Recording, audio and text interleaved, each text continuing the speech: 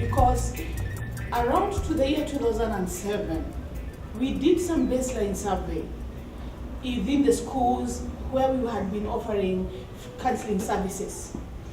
And it occurred to us every Friday when we met here for debriefing, the issue that kept cropping up was the issue of HIV positive students. And so we sat down and we thought we can't keep reporting the same thing, we have to do something about it.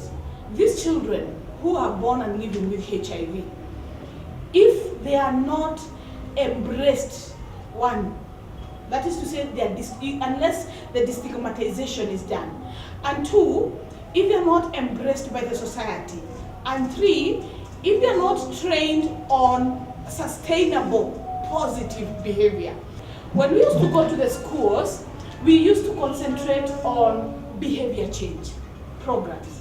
But now it occurred to us that whenever we were doing behavior change in classes, these children who are already infected by virtue of their birth, they were actually feeling more alienated. So what they started doing, instead of behavior formation or character formation, they actually started hitting back.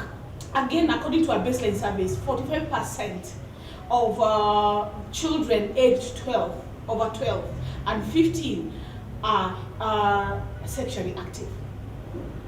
45%. So this means that the children who are already born and living with HIV, their only way of getting back to the society or like hitting back at the program was actually to experiment more. And you know, the kind of experimentation would mean unprotected sex, early sex debut, and of course it's unprotected.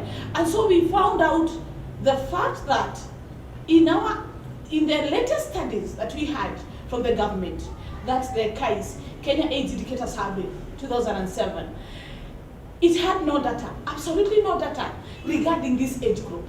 The data they captured through the CCCs, that's the comprehensive care centers, is only from 15 years upwards. What they didn't know is that there is actually was a time bomb. Because these children, here we are very busy telling them about behavior change, they're feeling stigmatized, they're hitting back at their peers.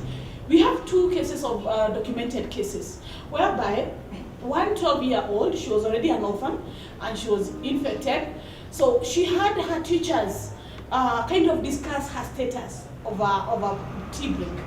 And you know, normally the usual thing, the usual language we use as Kenyans is like, you have a konamdudu, you know? You know her, you know, which means that one with the virus, you know? And she said something like, kata ambukiza wengi, you know, she's going to really infect a lot. So that's exactly what she did. She actually, according to what we found out, she had already experimented with 7 of her classmates, and then she went and committed suicide. The second case that we have was a 14, 15-year-old girl in one of the schools that we used to visit. How she went completely off the drugs, because she, you know, these children, they're not, you know, you cancel the mother when they're expecting. You cancel them on breastfeeding practices. You cancel them on couple testing. You tell them about discordancy. Who is giving any attention to these children who are already born and living with HIV? And they are growing. And there is no way you're going to tell a teenager, look, you know, my friend, I know I love you, I like you, but I can't engage in sex with you because I'm HIV positive. Because teenagers are not supposed to die. They're not supposed to get sick. They're supposed, you know, their ego is full and everything, so they don't disclose. And why don't they disclose?